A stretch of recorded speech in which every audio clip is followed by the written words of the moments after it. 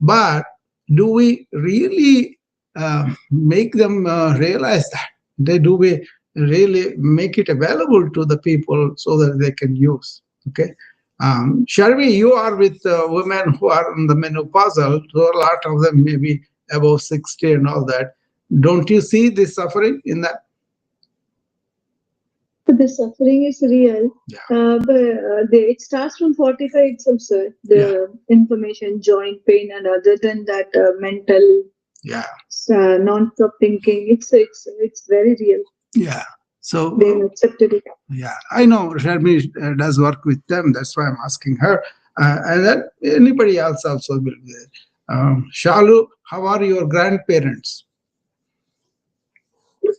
Yeah, my grandmom, my mother's side, Mm, Granny, mm, she was quite healthy. mm, She passed away at 97, mm.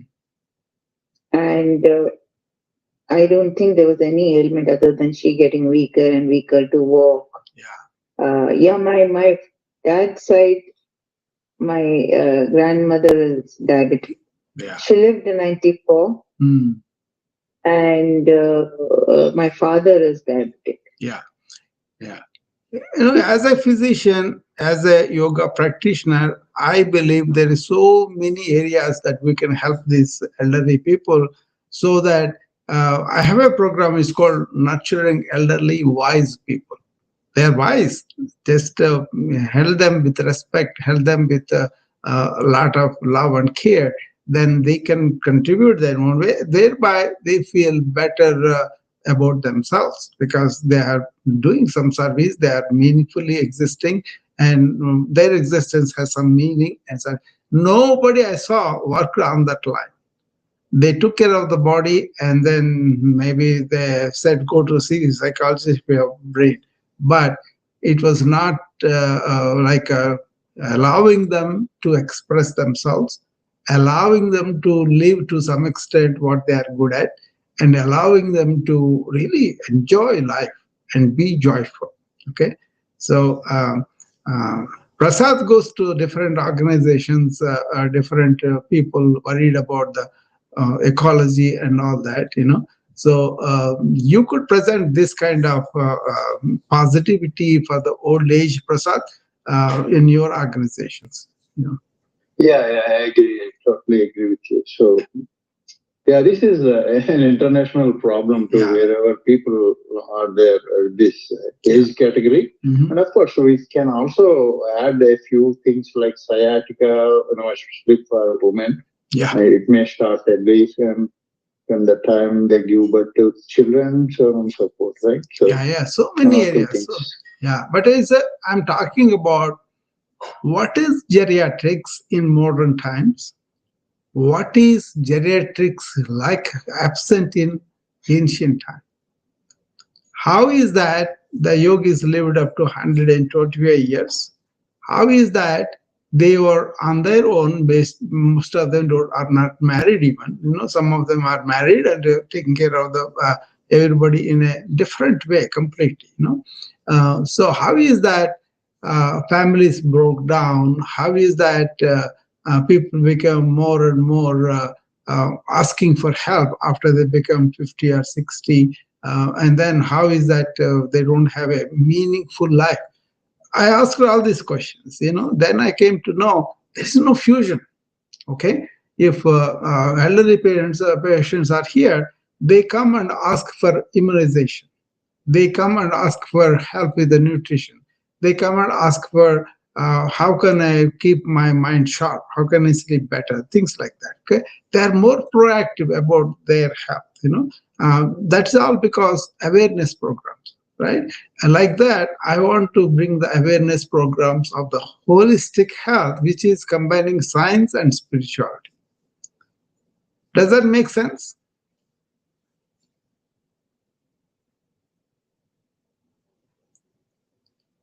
So that is what is needed for sure, I know. But then to implement that, we need people to really. Janet, what do you say about that? Janet is somebody is at the 69 years age, but she has become very functional in the last 2 years because she has been doing yoga with me on a morning every day, and then she comes and talks about it all the time. She is somebody who is moving now, who is enjoying her association with friends and family, and she is really being functional in a meaningful way. And that itself, so she comes and participates in these rooms and then tells people about her progress, and also what she is doing. That is more important, because that kind of awareness spreading to people, so that they will also start to look at this kind of ancient wisdom and then understand them and then apply them. How much of ancient wisdom we are applying? First we can start with that, okay, and then you can see we are really not turning inward and finding that within us. So that's what the ancient wisdom tells you. It's not out there, it's within you, in your own experiences, in your own way of approaching life. So what do you do? Are you blindly following, just doing physical stuff and doing stuff all the time without taking care of your inner being? That's where the ancient medicine, ancient wisdom contribution. You can take care of your body, you can take care of your general needs with the modern ways. But suppose you get hurt, you have an accident, you go to the hospital, you get yourself fixed. Okay. Suppose you have diabetes, you go to the hospital, get it checked and see where it is, and then do all the requiring tests and everything. Then when you come home, you can do, okay, how can I do Ayurvedic diet? How can I do yoga to make my body metabolize better? How can I do some Vedanta or any other system like that, where you can understand your mind and then make mind your slave, that kind of things. Okay, so when you do this, they will be very, very easy to combine both the modern medicine, science, and also ancient wisdom, so that your lifestyles are addressing your root of your illness. Illness treatment is going on modern way, fine, insulin, pills, diet, and all that. But you also understand, what is my lifestyle that is provoking this diabetes getting worse? Am I thinking too much? Am I not resting? Am I really not following the diet because my tastes are bothering me? Things like that. So life fundamentals, lifestyles, those are the roots of illnesses. Okay. Once you examine, once you see, okay, this is what is going on, then you will be able to adjust your lifestyles and then also help yourselves get better faster while continuing the modern medicines and all that. But you will be able to cut down the medication. Maybe you will be free of the medication down the line, but it all depends on when you start, what stage you start. That's why this understanding is important for young people and children. Okay, that is my aim.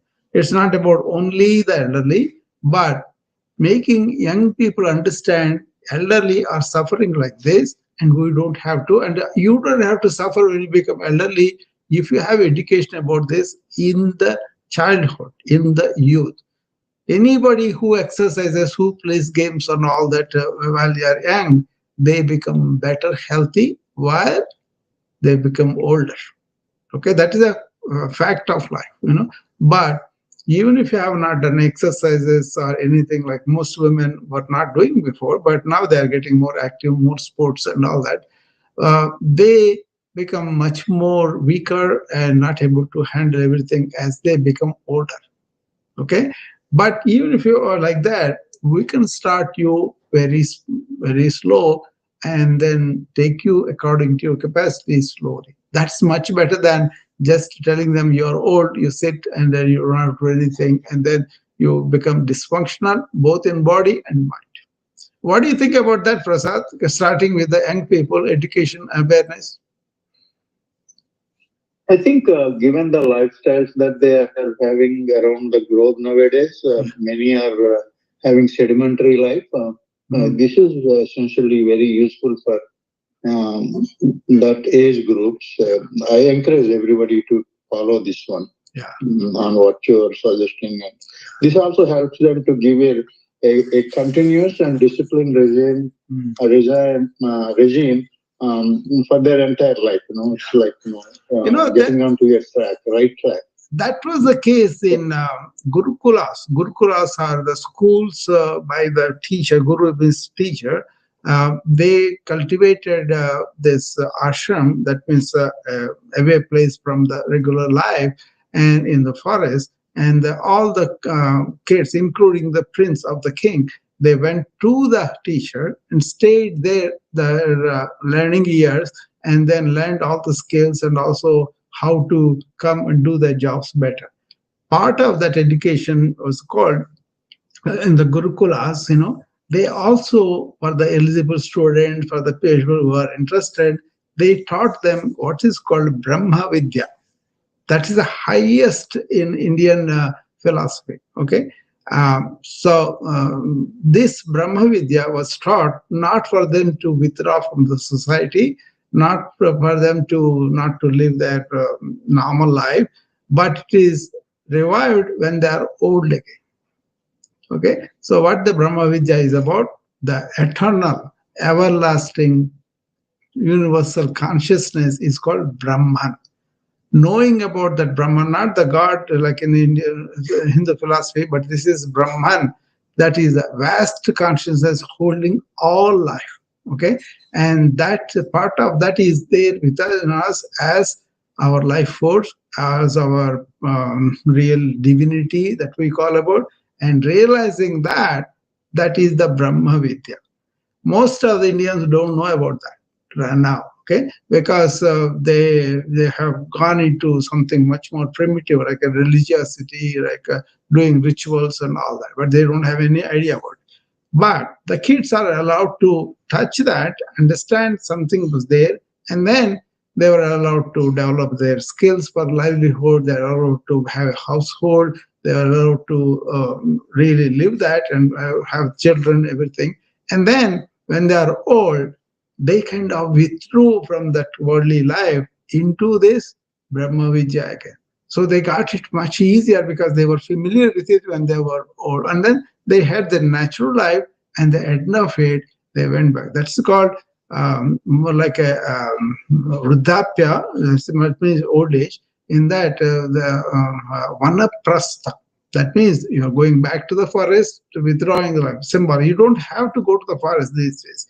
You can have that kind of Brahma Vidya visited when you are older. You know what it does? It does separate you from the body and mind Vidya, that is false identification of who you are into who you really are. Staying in that your inner being, then you manage your body and mind much better, because they are objects. They are separate from you. They are not you. But if you identify with your body or with your mind, then that is going to be negative on you, because you are identifying something limited, not something that is vast and eternal and everlasting. Okay, this is why a lot of old ancient people don't have the fear of death, because they knew this life doesn't go anywhere; it will continue. So they are the life force, and they will be continuing in that form. They described it as like this: just like we change our course every time, clothes are not us, right? The soul in us changes the clothes of the body mind like that. Okay, from one body to another. But people who don't believe that kind of regeneration or reincarnation, but they could understand one thing: you always feel by yourself. Anybody you take here, I am this. That inner identification is always there. But we learn to understand body and we understand mind more like us, and then we deviate from that inner conscious being. If you say, if you don't have the name, but you still feel, I am this. And that is there in everybody, irrespective of whatever nationality, whatever faith, whatever you have that feeling, I am. Discovering that what is that I am is the ancient wisdom. That's where they were very superior to the modern societies, modern understanding, modern science, modern religion, modern psychology, anything. You can dismiss them just like that because that inner awareness is the biggest deal in the ancient wisdom. In old age, like I am now, you can get that back there, that becomes much more meaningful. Many activities, the pujas, the bhajans, all those things that were constructed so that you can really quieten your sensation of identification with the mind, and also identification with the mind and the intellect and senses, but intuitively you feel who you are. Okay, this doesn't have to be the standard for everybody. That's the natural progression people make, right? Even the what is happening now is the outward identification has spread to other cultures too. That's why in America, you want to work, you want to stay, you want to bring the suffering down by addressing this to Americans and everybody, but also really change the perspective that human beings are not just the bodies and mind, but they are that intelligence that is beyond it. They are that life force that is beyond it. They are that divine force that is there within everybody. That's why the namaste. I, with my own divinity, prostrating to a divinity in front of me. That is namaste. Okay. So once you understand that, then you don't say this person is black, this person is female, this person is Jew, this person is Hindu, Indian, American, none of that. We are all one human tribe with that intelligence going through all of us. Once you have identified that, you are immune from the emotional upsets. You are immune for your intellectual, stubbornness. You are immune for the external suffering of the body and the mind because your inner is always there. That is why they said, when you understand, when you really implement this Advaita Vedanta, oneness, then you will see you will be transcending physical suffering. Not that you don't suffer, but the suffering doesn't affect you that much. And you will be transcending not only suffering, but you realize the inner abundance of joy, love, and peace. That is last. So I live that and I want to bring it. You see, what my motto? Anybody remember what I tell my motto? Sharmi, Shalu, Prasad. Do you guys remember my motto in life? Yes, yes, sir. Absolutely. What do you remember? Yeah, that's a that's a tough question. You have several things That's why I that asked it because encompassed no, that's why I asked. everything to keep right from the yoga practice and your No. My motto is, I'll tell compassionate you. approach, You will recall it. diet, No, after I and tell you, recall, Prasad. Okay. What is my motto uh-huh, is Atma Mokshardam Jagat Hitaya Cha. First, find out who I am. That is Atma Mokshardha. Realizing who I am really, not the body mind complex, but the inner conscious being. Right? That's Atman. That is what everybody, Krishna, Ramana, everybody talks about. Okay.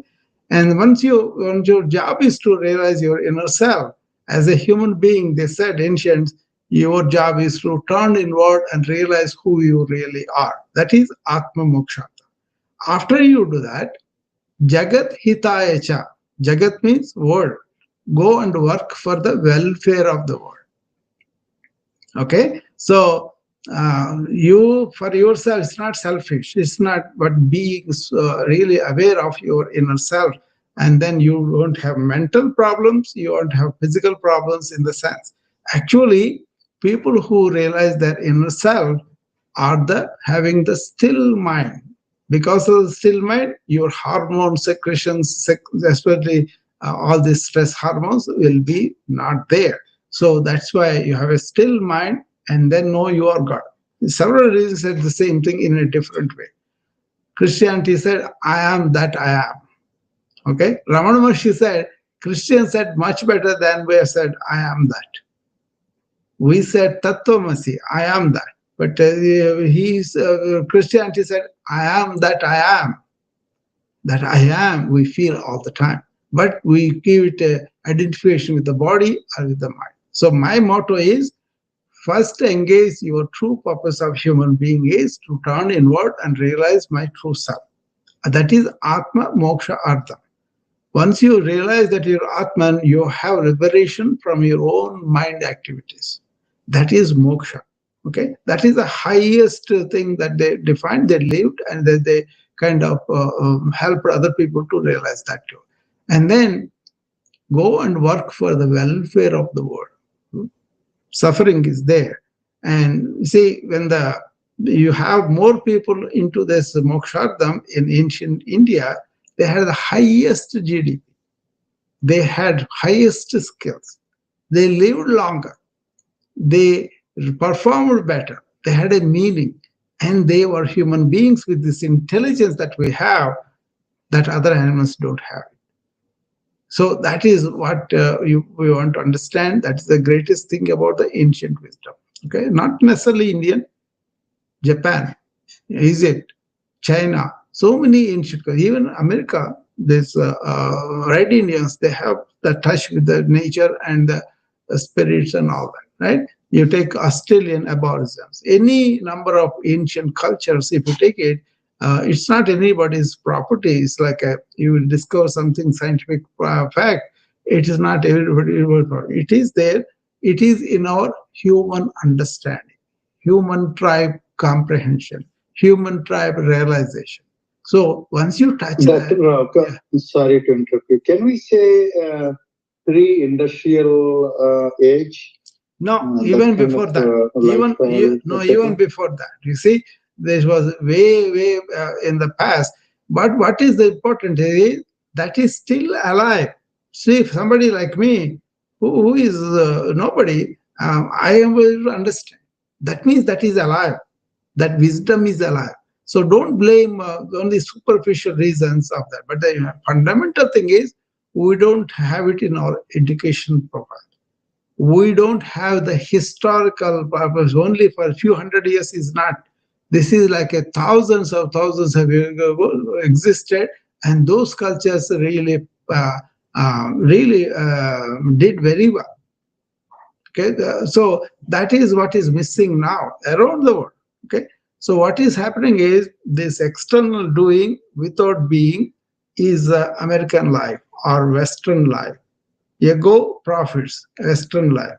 That is dominating. And then the problem is the people like Indian culture, they left their own and then they're aping this. Look at your own life. It is the big part of it. Why you have to do so much? Why do you have to think so much? Why do you have to really lost your identity so much? It's not about we being bigger or brighter or smarter than others. It's not that. It's the ancient wisdom that is lost all over the world. But there's a lot of people really working on that.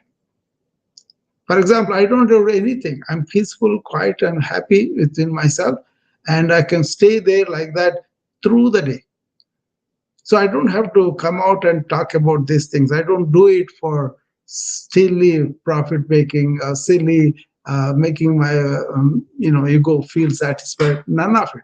When you transcend the ego, when you don't care about the profits, what is left? You are by yourself. You are living in a joyful existence as a human, and you are not even afraid of the death. It will come natural. See how beautiful it could be if you understand that. The problem is the forces, like Prasad was pointing out, the industrialization. What is that they're doing basically? They said just to live, make a living is far more important than just to find out what is life. This intelligent existence of identifying who you are and staying with mental peace and bodily health also. That is why yogis lived a long time, because they had a very simple outward life and very rich inward life. What is happening in modern times around the world is so complicated outward life. So many things, right? house, cars, all those things. So it's not stopping at I have this, that is enough. It's more and more of stuff, but less and less of inner life, inner being, inner joy. Why you have to weigh all that? Okay, there is hunger, there is a mass population, they have to feed and all that. But is that happening? How much division between the people who are rich and also but they have growing? It's not lessening because we have the inner poverty. We don't have the equanimous nature within us. That's why we don't want to give it to somebody who has. For everything transaction, for everything like a, what is I am going to get out of it. That ancient said, there is no me, no mine. I'm kind of samarpana, surrender to the Lord, right? That's what they lived on. It's not about me. I don't have care about mine. I don't want to possess anything. That kind of what is called vairagya, dispassion was there. Whereas here is like a how many things I have, how much I have accumulated, even though I am impervious to the suffering going on. Look at this. People are going hungry and they're fighting about releasing the funds that are already there. 40 million people will not have proper nutrition support because what's going on in United States now. So you cannot say, I am blind to all that, is not my job. This is your job. You are a human being, you are part of the tribe.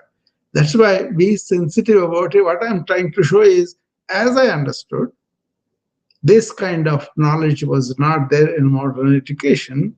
And it's all about making a living. It's not about what is life, what is our intelligence, what is that inner being, how much focus I'm giving to the inner being. Take anybody suffering, that's because of that. So what did they say, ancients? When you understand this inner being and you understand that inner being is oneness of all, that life force in is everybody. Sharmi has the same life force, Shalu, Prasad, Dharani, and all the people that are writing in other channels, we are all have only one life force that gives us a life. That is the divine, because we cannot create it. It is coming from the divinity, right? That divinity is a human being. And human being has this intelligence to realize that. But you have blunted it. You have not touched it. And that's why you're going outward all the time. Create stuff, enjoy stuff, do stuff, and then being taken away the stuff, or somebody allows you to go bankrupt, whatever, right? All these things happen because this fundamental shift from the ancient wisdom to modern times. Science goes out and then finds things and then really understands what is going on and then make our life comfortable, but then at the process you are losing something very valuable inside. Once you establish your inner being, then your mind will be quiet because you have transcended that. That's a requirement actually. So ancient wisdom is about inner being, is about that Brahman that pervades all of us and gives us the life force. And that is in everybody, every animate, inanimate, actually. And you don't have to be complicated about it. Ramana Maharshi said one time, the pristine self, that inner Atman or inner soul or inner energy or inner consciousness, whatever name you give it, that is so easy to really realize who you are. But we have so many faiths, so many creeds, and so many philosophies, so many explanations, and all that. But you don't ever be simple to realize. Okay, so then what happens? Really, you will be really missing that because you're caught in this all this the rituals, the thing. They're all Krishna tells right in the beginning, don't get caught in the basic results, basic rituals. But you're all caught in that. Whole India celebrates all these festivals all the time, always missing the point. See, that is what Ramana said. He says very, very, The prista itself is so easy to realize, but we have established so many things to realize this, and they are complicated. Alas, alas. He pities us for getting engaged in things that are really taking us away from the real thing. So you can blame Westernism, you can blame modernity, you can blame industrial, you can blame other, but that's not it. They all came after the ancient wisdom flourished like that. So why are you not worried? It is mainly because these complications we created with the external life. Be simple, outward life, and go inward and find your treasure. That's what my motto is. Atma Mokshardam, and then Jagat Hita. That's what I'm doing. I'm identifying suffering and I'm trying to be there as a friend. That's why my company is be a pal, be a friend. You don't have to force feed anything down, but then as the situation develops, as my friends reach me, I try to be there as a fellow human being, as somebody who has this luck of having this insight into the ancient wisdom and bringing it into my life. Make sense?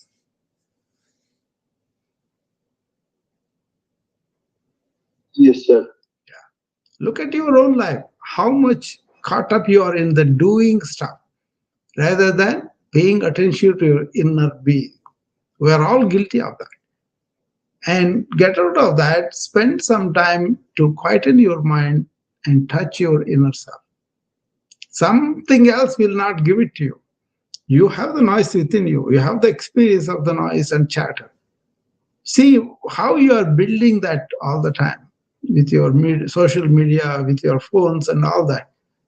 But where is your emphasis? Actually, this is dangerous. I told you, neuroscience identifies as a complete auto network that you create within your mind, and that goes on uh, repeating itself.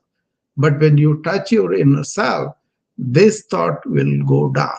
This mechanical thought, this cyclical thought will go down. Shalu, that is what I was pointing out. Many people have this, and then that continuous noise is not good for the blood sugar control. Everybody has this. I'm not just pointing out her, but everybody has this. So understanding the information overload, understanding where information is inside, where information is a dirt that is accumulating in our mind. Don't do that. Then that will create its own, inner workings and inner networks, inner what we call auto network, that goes on. In Sanskrit, it's called samskaras. They knew about it 5,000 years ago. It doesn't have to be expansion of all the systems. It is how you handle your own thinking. Even at that time, they pointed out that you will be having this all the time, this noise in your mind. Don't feed it. Don't allow it to do. Just observe it from the observation is not like a object, but more like a feeling. Okay, I am having this run of thoughts going on continuously. And that doesn't allow you to get out of that and then really have this insight into your inner being. Okay, so it's a very important thing to understand. Okay, so anybody has any questions or any comments of what I said? What do you think about all this, what I said? Does it make sense?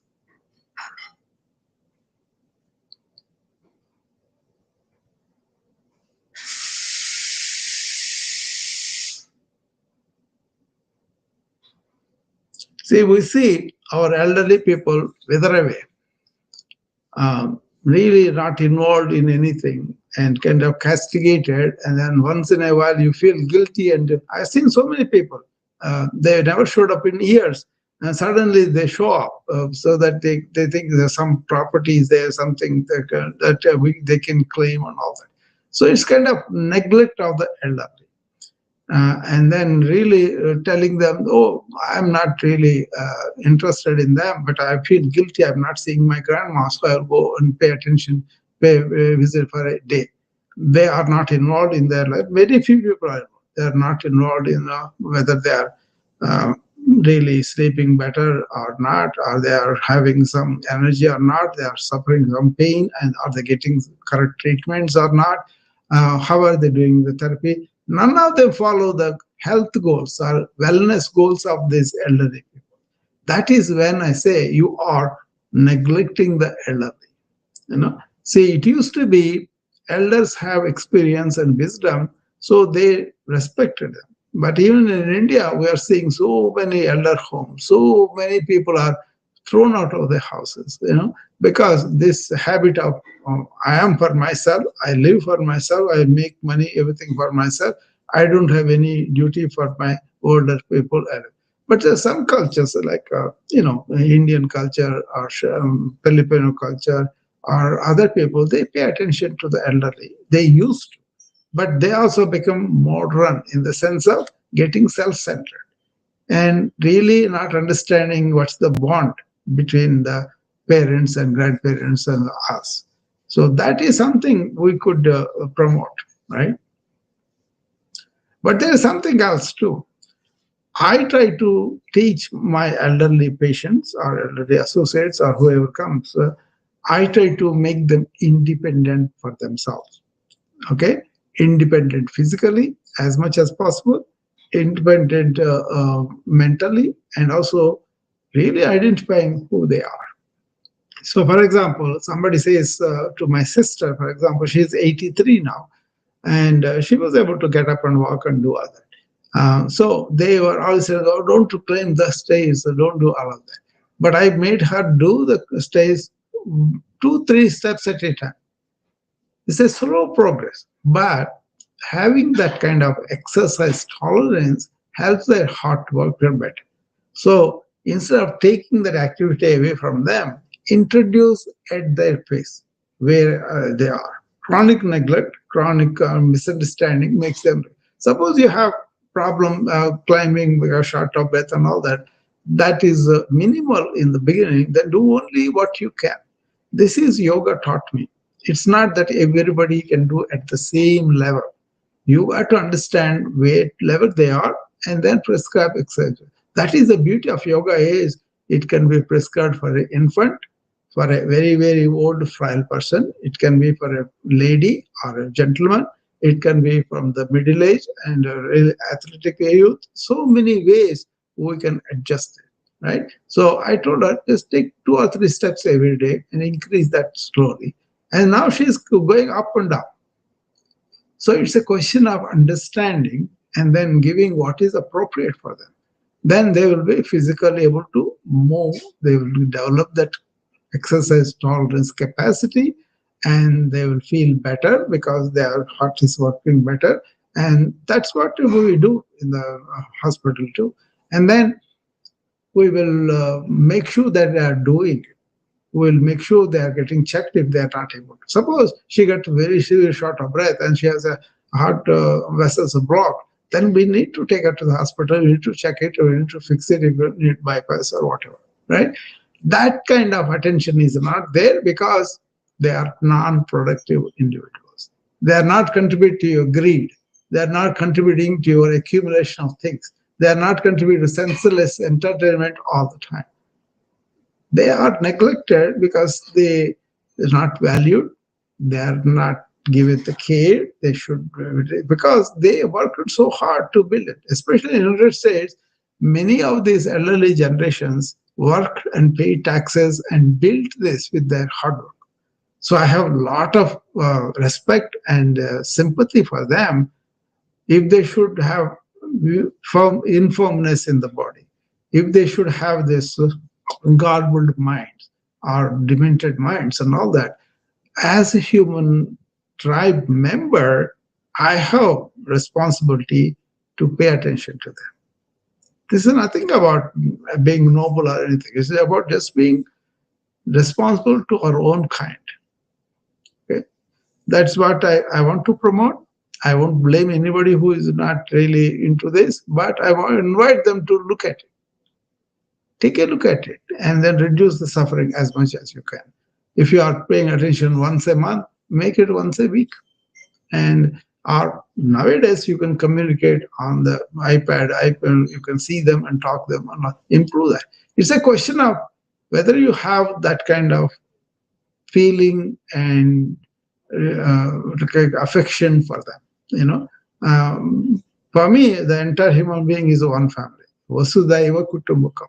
So all are related to me in that way. So whoever asks me, however, I provide these programs for people in a scale where they can really understand and then observe. That's why I'm doing this on my own. Okay.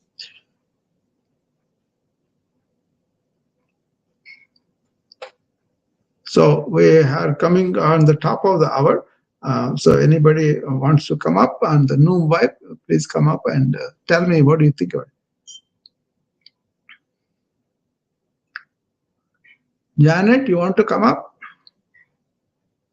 Janet is my, I don't know whether she is there or not. Yeah, there is Janet.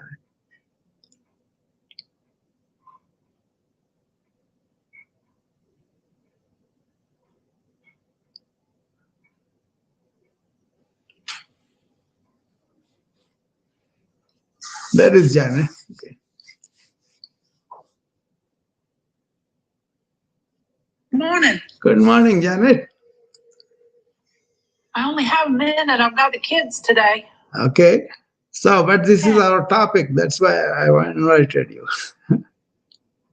Well, I've been in and out, so I haven't really followed the whole conversation. Mm. I've got my 10-year-old and 2 8-year-old twin boy grandchildren are here, and I've been out on the porch watching them play. Now, I'm talking about the geriatric patients and how we should take care of them. Why ancient wisdom respected elderlies and why modern is not. That's what I'm pointing out. Yeah. Well, I know that I'm better today than I was a year ago. After spending time with you and learning. Yeah. And I didn't think that I could get better. I really didn't. And so anything that we can do to help, our elders, be in a better place is awesome to me. And see, this maybe you haven't heard it, but I came up with a program. It's called 8 Aspects of Whole Aging, or WHOLE, whole aging. In that, not only medical, functional, cognitive, sleep, nutrition, breath. This is a program that's about 12 weeks for the people who want to understand the deeper aspect of this, that they could use for themselves or for their younger ones or for their older ones. It's like a holistic program, Well, I'm sure that whoever comes to the program will learn a lot because I know I've learned a lot from you. Yeah. And it's a kind of a re-education. It's kind of a, really putting a lot of stuff, science and spirituality together so that our elderly can age better, can live better, rather than just the tendencies put them out of the circulation, put them confined to nursing homes, put them. What I want to do is, no, they have meaning, they have purpose, they can enjoy their life, they can better be whole health. That's what I want to emphasize. Yeah, there's more to do than just sit around in a nursing home. Yeah, yeah. And go and listen to it from the beginning. I'm sure you'll agree with a lot of it, what I said. Okay, I'll do that. Because this is going to be a serious program. I'm going to promote in the institutions, in the nursing homes, everywhere. They can take a lot from it, This is from somebody who had been in the United States since 1981. I was in the geriatrics, I was in internal medicine, I was in the practice, I was in the health policy, and now I'm promoting wellness oriented health systems, not just only individuals, but health systems themselves. Like my friend Sharmi is there. She's in the health system of helping a lot of menopausal women. That then she understands the holistic way of menopause, and she contributes much more. That kind of thing. Right, Sharmi?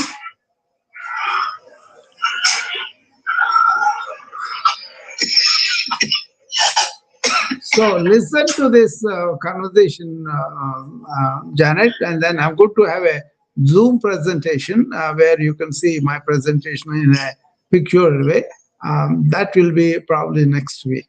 Okay, then you'll be enjoying that much more. Okay, you are a poster child for me. You kind of take these insights and apply in life and enjoying the life. That's what I'm proud of. Thank you. Yeah. I'm proud of it too. Yes, you should be.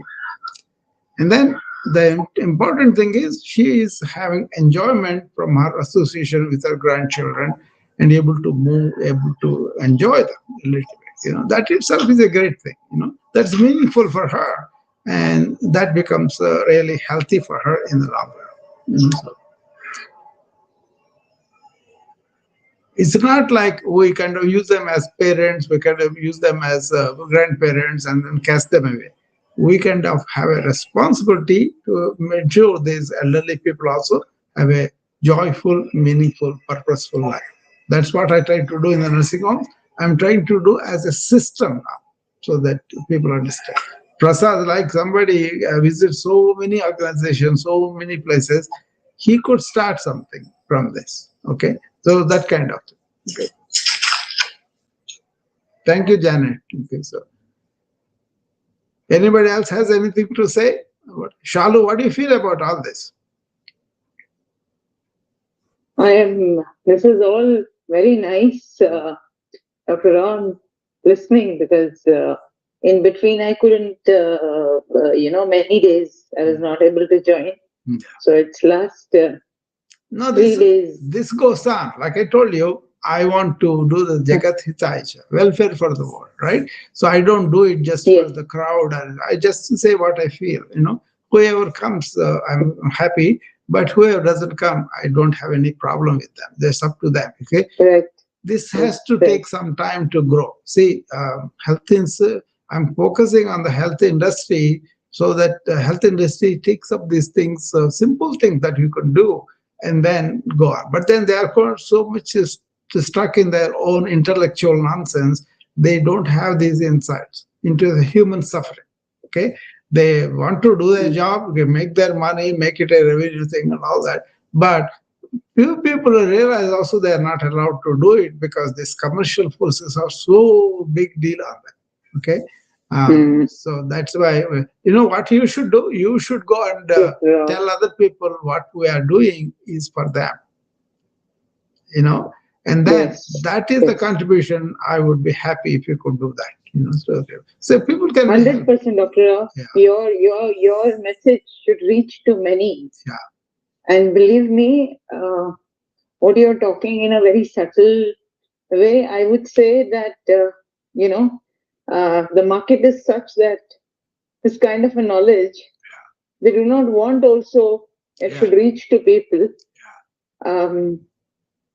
I feel this itself is a big industry, where where naturals and meditation and Ayurvedic and all those processes are not supported much. Yeah. No, any system you take it, Shalu, it has this base of what is the wisdom in the ancient times. Right. How it has evolved over thousands of years. Yoga evolved over thousands of years. Ayurveda like that. Acupuncture is like that.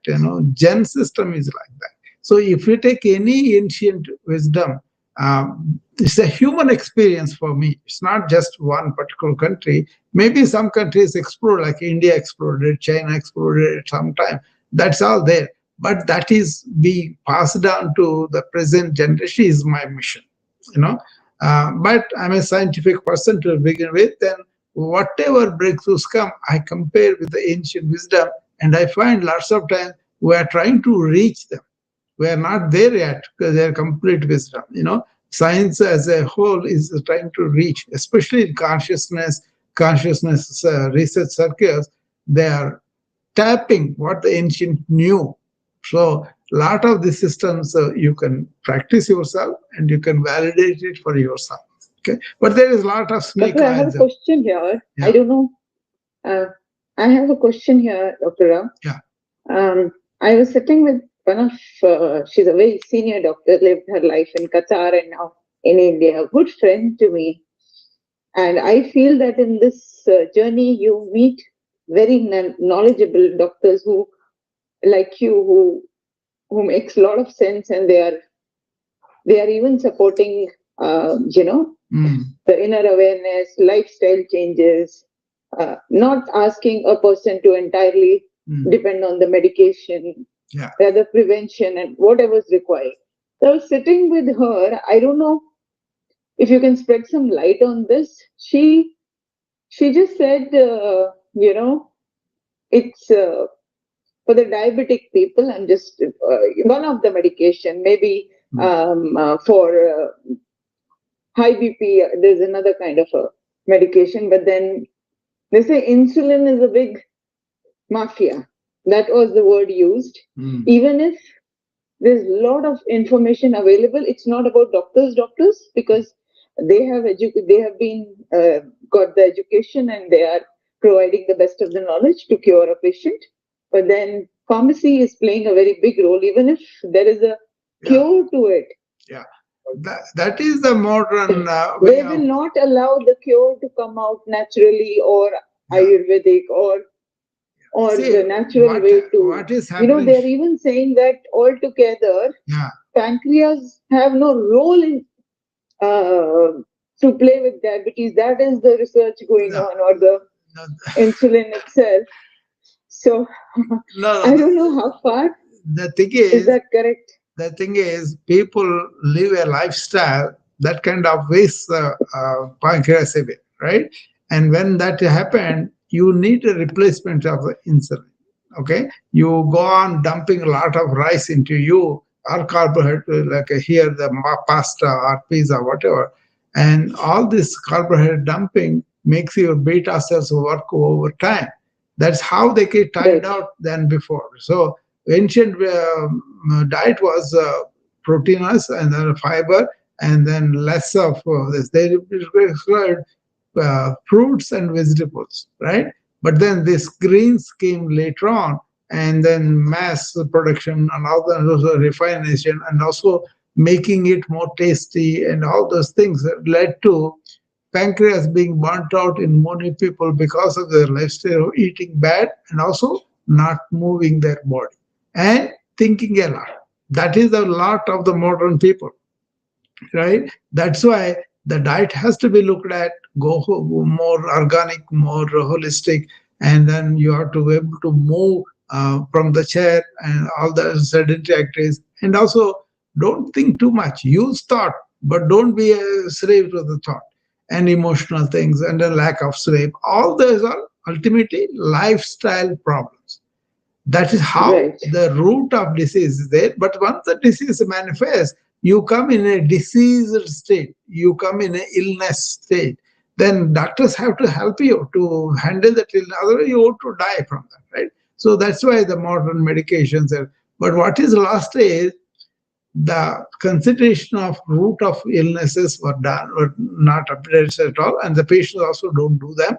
And then when they come, the medication becomes the easier way to handle things for them, but they don't realize the disease will be going unchecked as long as you have done the lifestyle. So it's not just only the doctors and pharmaceutical problem, it is all the people who are not taking responsibility for their lifestyles. That's what I emphasize everybody take self-responsibility for their health and wellness. There's so much knowledge scientifically, there's so much knowledge, ancient wisdom. Use both of them appropriately, and then you will be using both of them in a better way, in a knowledgeable way, in an awareness way. But people live their life like nothing is happening. They eat whatever, and then they eat so many times, they dump. All these eating practices basically no awareness of what they are doing. So they develop these illnesses because of that, and then they go to the doctors. Doctors themselves don't take care of themselves. That's what I help them, right? So they are also human beings. They also have the same problems. So you always look for somebody who is take care of himself better, and then you are he is helping you. Okay, if he is not able to, that's why I say heal yourself first. So then come and help the world.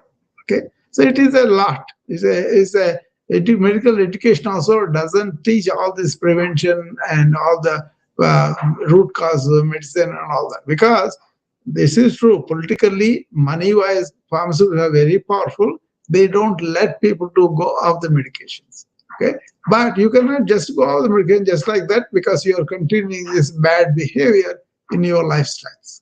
So first take responsibility for that, and then adjust your lifestyles. Then seek medications and seek.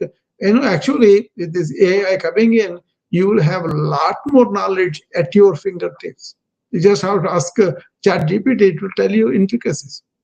Depending upon how you prompt, how you ask that, you'll get a lot of information about your own illness. A lot. Okay, you just it researches so many thousands of articles and tells you that, right? So you can have this awareness of what is happening in the medical field, what are the scientific breakthroughs, how can I use this genome, how can I understand this microbiome, how can I understand these nanograms, and all those things you can use them, right? But you are too busy doing stuff, doing things, but you don't have enough time to manage your body and mind in a responsible way. తగ్గించుకుంటూ వెళ్ళి మెల్లిగా Yeah. ఎక్కడికి waste అవ్వకుండా ఉంటుందో అక్కడ దాకా తగ్గించేసేయాలి. So it's a question of Shalu, having this Yes. self-responsibility is important. Okay, and also Very true. people are led to believe by the medical field also there is a magic bullet for everything. So people are raised in America, especially, they think doctors have to take care of everything. Doctors have to really fix everything, but it is not in their purview to do everything. Many doctors help to tell you. I'm also a still student learning. What we call continuing medical education is what we want to continue to learn even after we graduated. I am learning. I'm a student every day. So if you have that kind of appreciation of what is knowledge available, or there is a description. I talked about this. There is gnana, vijnana, two words in Sanskrit. Gnana is about everything, that you learn from within you, in your inwardness, in your human beingness, in all that. Okay. Vijnana is about stuff outside of you. Okay. Modern medicine is more into the outside thing. What agent causes infection? Do antibiotics. But then ancients say, develop your immunity so that you don't have to get that infection. You fight it off. You see the difference? So gnana is very valued in ancient wisdom, and that also I agree with that. Whereas vijnana is valued in outward life in the modern times. But the key is combining both, understanding both, and assigning what is needed in which condition. I would start with somebody comes to me illness. I will first address they are not succumbing to it, they are not dying from it, they are suffering from it. I will address whatever I can do modern way, and then I look at the reasons why. You see, my motto was, we not only address your processes of disease, but also the roots of your disease. Then I find out what kind of lifestyle a diabetic has, what kind of things he is eating, what kind of things he is doing, what kind of thinking he has, what kind of sleep he has. All those things I address, and I give them prescriptions by instructions. You should be walking more. You should be cutting down the food so much. You only eat when you're hungry. All those things take time. And then doctors don't have the time, don't have the patience. So you got to have a continuous attendance of this. That means you as a person take responsibility for that. Don't depend upon your wife or husband or anybody. You take responsibility for your, and then if they are helping, family, doctors, other people helping, that's fine. Also, you be aware of what is happening with this artificial intelligence. How can I use this to learn more about medical breakthroughs or ancient wisdom? You can learn all that and then use that. But you don't want to do all that. All you have to do is spend time to make money. Then that's, I'm talking about generally. That's what happening in the society. Making money accumulating things and experience some pleasure outside. That has become the big deal. That's the American dream life. No, but American dream is about being independent, being free, being really helpful to the society. That I think is the American dream. Really, we can be independent in this country, but that is eroding too, and we can do what we really want to do for the society, and in the process, we can also enjoy life. Right?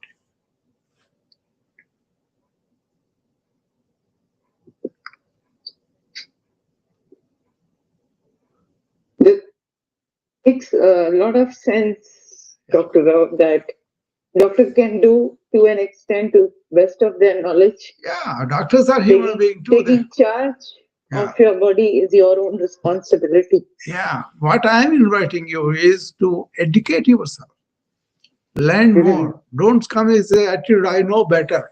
Then that's okay. You can keep your arrogance like that. Many people do that. They say, oh, we know better. We are the exceptional people. We are the only one who. The scientific community as a whole also, if you are a real scientist, you'll admit we don't know a lot of things. But doesn't mean we don't know many things. We know many things, but we don't know a lot of things. We don't know. We don't have the understanding of this Brahman, Tao, and all that. But the ancient had it, and they were immensely benefited by that understanding. I am very grateful that I have touched some of it, and my life has become much more. Basically, my life is stress-free, no matter what comes out of outside, but also very stable and very joyful. And you have solutions for many people's problems as they come to me, and you guys know about it, as they come through my purview, and then I give them time and energy, and all I get in return is that they are better. Also, Dr. Rao, listening to too many doctors at a time. Yeah, that's why you have to find out by yourself. That also confuses you. Yeah, no, you don't think everybody is an authority. Question them, doubt them, and go and investigate, research. That's what people, many of the patients here, they have one disease and they embark on that, and they go and investigate a lot. Much of the contribution was made by that kind of patients who are involved with one particular illness. Somebody, the kid has something, he died, they go and investigate. I encourage them like anything. I get them online groups and everything. Suppose suicide, right? That's an issue. I'm very worried about that. So I know a lot about suicide, why people do everything. I kind of give them, but also give them sources to educate themselves about the whole issue, so that that parent contributes a lot, because only one person of his child has died suicide, and then he contributes a lot to the public understanding, public awareness. How many people are doing outside your life? It's not about illness, about yours.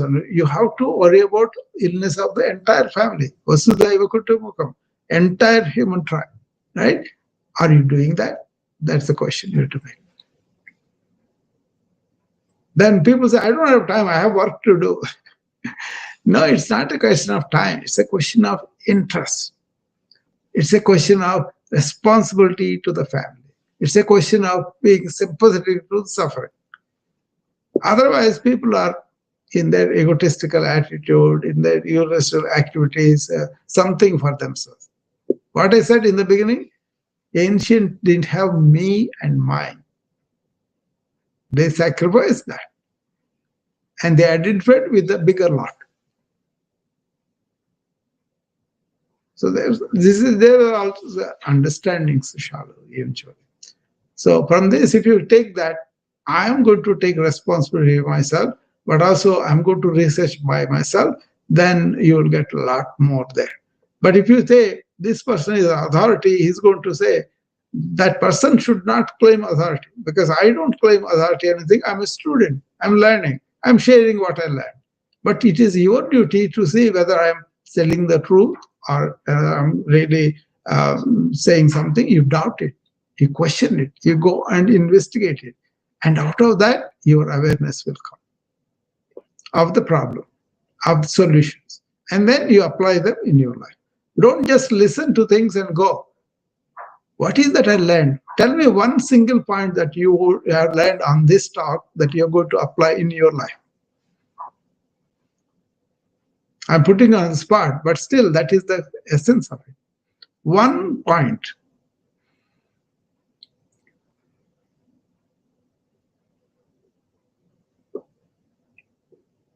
I think from this talk we take, Dr. Rao, is taking our responsibility to our awareness. Wonderful. That's a big deal, right? That's a big deal. And then what happens is you are not going to go to people looking for solutions just like that. You will assess them, you will listen to them, but you don't accept it just like that, right? Because and then you grow into it shallow, and then you slowly observe, okay, this is my problem, but these are solutions that Rob is saying. Let me see whether they are true or not. Then go and doubt it, question it, and then investigate it, do the research on it, and then you will find out what is the correct one, what is not. You know what is the evidence will be? Your own experience with the problem. Okay, your own experience of the solutions. Once you have that experiential knowledge, you don't have to depend on anybody. Okay, you will listen to your body, how it is responding. You will listen to the mind, how it is chattering, and then you will be on top of it, and then you find solutions by yourself too. That is intuitive awareness. Okay, you are looking for intellectual answers. They may be right or they may be not right, but they assert with egotistical, oh, we know better than anybody. Anybody says, I know everything, don't trust them. Don't trust them. They should be a student like anybody else. They should have a spirit of helping other people, and they don't have any interest in that. Those people you can listen to. This was taught to me by Krishnamurti. Okay, he said, perception, not database thought. Perception of what is in front of you without the data. Okay, look at it as it is. It's perceptive attitude. Then you will see the truth. Okay, anybody else? Any comments or any questions? Today is Sunday. That's why I'm giving all the time I can give you to you. So now, this discussion reminded me of the old saying that we have to treat our body like a temple. Exactly. And it's not a old saying. It is real. See, our divine self has this body as the temple. That's why we maintain the temple, not because we want to have a longevity life, not because we want to have some pleasures, but because the divine self is in us. That is the one which is giving life to my body and the mind and everything else. So once you approach, this is described in Upanishads, Prasad. They compared our life to like a chariot, and we are riding the chariot. We are the self is our passenger, and that has the body as the physical body of the rath, the chariot, right? And it has these horses which are like our senses galloping, going taking us out of their experience stuff and all. That is where the modern society is stuck on whatever they can sense. That is the only reality. Whereas the ancient said, no, withdraw or control the senses and look inward, then you have something completely different. That is lacking in modern times. Okay? And now your senses are controlled by the reins. What are the reins? Your thoughts, your positive thoughts, and you want to control the senses with the thought. And then who is that thought made up? That is the mind. So reins are your mind with the thoughts. Okay, and then who is the driver? That is a higher intellect, not our limbic system or lower mind, or fearing mind, and all that. It is the prefrontal cortex is a higher intellect. That is the driver. Okay, so then you know what is what. You have the discretion of what is real, what is not, what is permanent, what is not. Accordingly, you direct the horses, the senses, and the mind in life.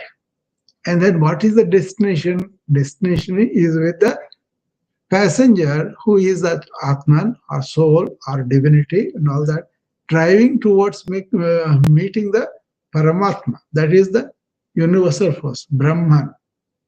And then realizing I'm already that. Make sense? This is from the Upanishads. Yeah, Aham Brahmasmi. No, Aham Brahmasmi is telling that I am Brahman, realizing, but this I am that, Tattvamasi. You can feel Aham Brahmasmi, but the teacher tell you, you are that. I see. Okay. See, remembering the Mahavakya is nothing, but realizing that Mahavakya, all of them, the four Mahavakyas, they are all the same meaning. You have to realize that you are the part of that life force. That divine self is within you, and then you are maintaining the body and mind for that. And when you are identified with that, then it's so much easier to be well in body, to be still in the mind. Because you are still in the mind, there are no secretory hormones, stress hormones. That's why your body is good. My very first talk on this wisdom app, I know I've spent a lot of time there, but I don't see many people really enamored by this truth and all that. Okay, very few people come to listen to me, but if you go to other gossipy or whatever thing, there are hundreds of people. So that is a state we are in. We are losing what is important in life, but we are focusing on what is not important of doing all the stuff, and don't have the time, energy, or really interest to look inward. That is the modern problem. That is the crisis in consciousness. We are conscious beings, we are conscious people, but we don't have any idea about what is consciousness.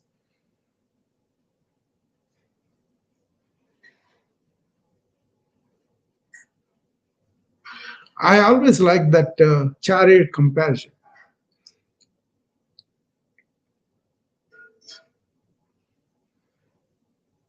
Yeah, very compelling. Mm. That's true.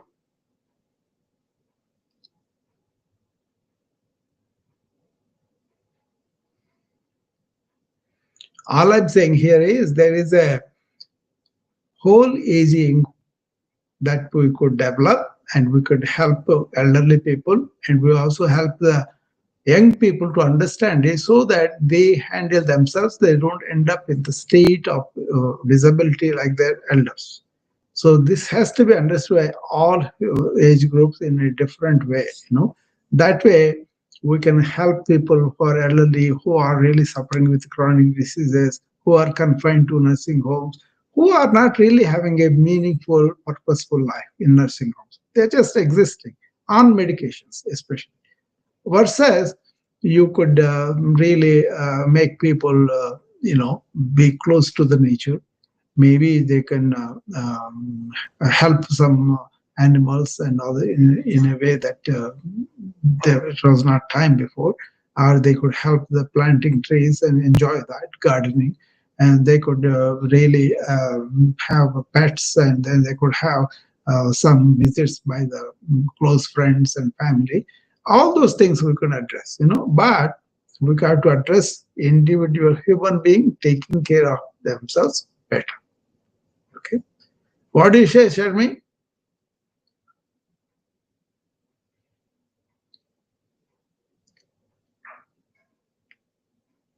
I don't think she is even there. So it's okay.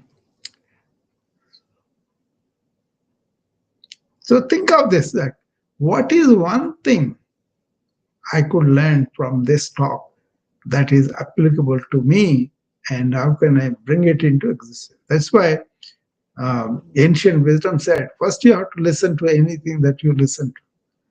Shravana, complete attention, right?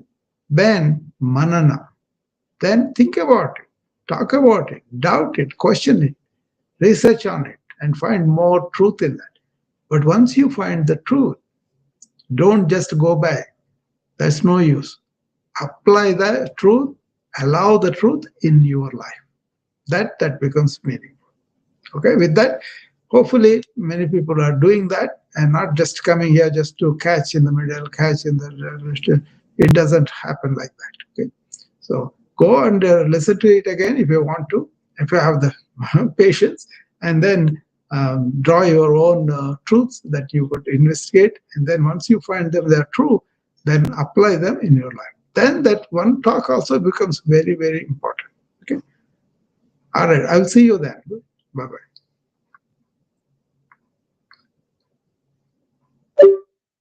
Thank you, sir.